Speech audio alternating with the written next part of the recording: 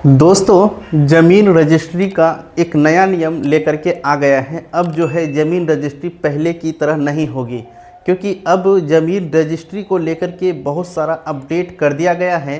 पहले जो आप केवाला तैयार करवाते थे तो उसमें उर्दू और फ़ारसी शब्द का प्रयोग किया जाता था, लेकिन अब उर्दू और फ़ारसी शब्द को किसी भी निबंधित दस्तावेज में शामिल नहीं किया गया, बल्कि उनको हटा दिया गया है। आज के इस वीडियो में हम आपको बताएंगे कि आप जो केवाला पहले तैयार करते थे और आज का जो केवाला आप तैयार करेंगे तो वो किस तरह से होता है, और नया शब्द जो है उर्दू और फ़ारसी की जगह में कौन सा जोड़ा गया है उसके बारे में भी आपको जानकारी देंगे, जो कि एक बहुत बड़ी अपडेट है। तो आप लोगों से एक छोटी सी रिक्वेस्ट है कि यदि आप इस YouTube चैनल पर पहली बार वीडियो देख रहे हैं तो सबसे पहले आप इस YouTube चैनल को सब्सक्राइब करके बेल के आइकन को दबा करके नोटिफिकेशन को ऑन करके अपने दोस्तों में ज़्यादा से ज़्यादा शेयर करें। तो चलिए बिना देरी के वीडियो को हम लोग शुरू कर लेते हैं।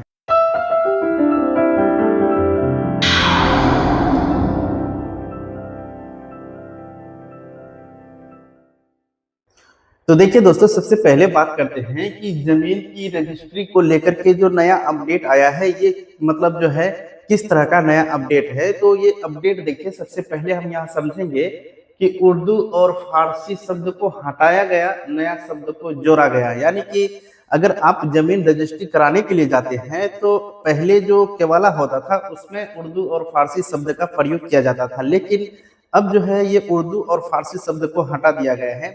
सरकार के द्वारा एक ऐसा नियम तय किया गया है जिसमें लोगों की जो भाषा है उनकी भाषा के अनुरूप ही उन शब्दों का इस्तेमाल हो, ताकि लोगों को पेपर पढ़ने और समझने में आसानी हो, क्योंकि वो उनकी भाषा में होगा। लेकिन यहाँ पे बात आ जाती है उर्दू और फारसी, ये बहुत पुराने समय से चले आ रहा था केवाला में जो बनता था, लेकिन अब इनको पूरी तरह से हटा दिया गया है, नया शब्द को जोड़ दिया गया है।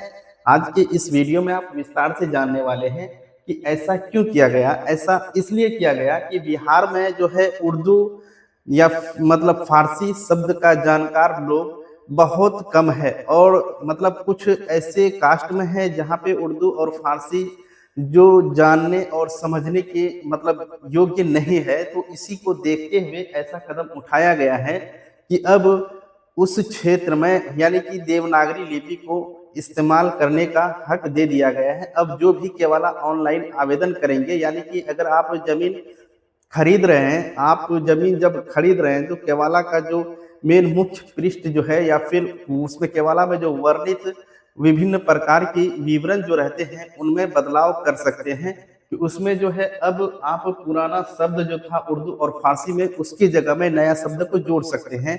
तो उसके लिए आपको बता दें, यहाँ पे 5 प्रकार का शब्द जो देखने के लिए मिल रहा है, ये उर्दू और फारसी का शब्द है। साथ ही साथ इसी को हटा करके यानी कि इनके जगह पे अब ये मतलब जो है नया शब्द को जोड़ा गया है, जो कि देवनागरी में लिखा गया है।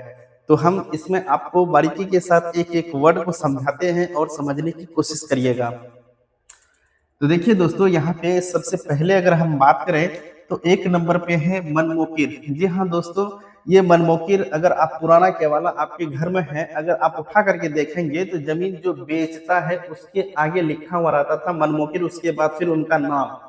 तो ये हो गया बेचने वाला। लेकिन आज के समय में अब जो केवाला तैयार हो रहा है और होने वाला है, तो उसमें मनमुकिर के जगह में आपको देखने के लिए मिलेगा लेखकारी या फिर विक्रेता, जिसका मतलब होता है कि जमीन बेचने वाला। ठीक उसी तरह से दूसरा नंबर पे आता है तो उसमें आ जाता है जमीन खरीदने वाला। जी हाँ दोस्तों, जमीन खरीदने वाला का नाम रहता है मनमुकिर अलह। तो अब उर्दू और फारसी का जो शब्द है इसको हटा करके नया शब्द जो जोड़ा गया है उसको जोड़ा गया है स्वयं लेखधारी। जी हाँ दोस्तों, तो देखिए यहाँ पे मनमुकिर अलह का मतलब होता है कि जमीन जिसके नाम से खरीदा जाता है। अब नया केवाला में देखेंगे तो ये आपको देखने के लिए मिलेगा स्वयं लेखधारी, यानी कि खुद जमीन जो खरीद रहे हैं उनका नाम यहाँ पे देखने के लिए मिलेगा।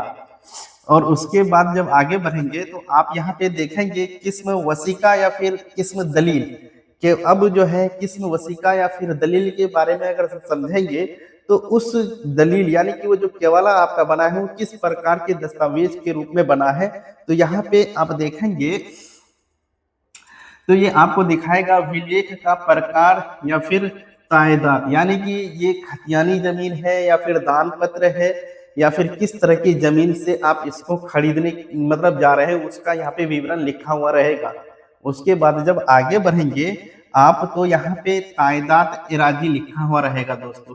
ये तायदाद एराजी ये जो है मतलब आपको मिलेगा उर्दू या फिर फारसी शब्द से। और उसके बाद जब आप नया केवाला देखेंगे तो नया केवाला में ये आपको देखने के लिए मिलेगा संपत्ति का विवरण। संपत्ति का विवरण ये होता है कि अगर आप देखेंगे तो संपत्ति का विवरण जहाँ लिखा हुआ रहता है वहां पे आपको देखने के लिए मिलेगा कि आप कितना डिसमिल जमीन बेचे हैं या फिर जो खरीदा है कितना डिसमिल जमीन खरीदा है, उसका पूरा विवरण यहाँ पे लिखा हुआ रहता है तायदाद की जगह में। अब यहाँ पे क्या आ गया है, संपत्ति का विवरण।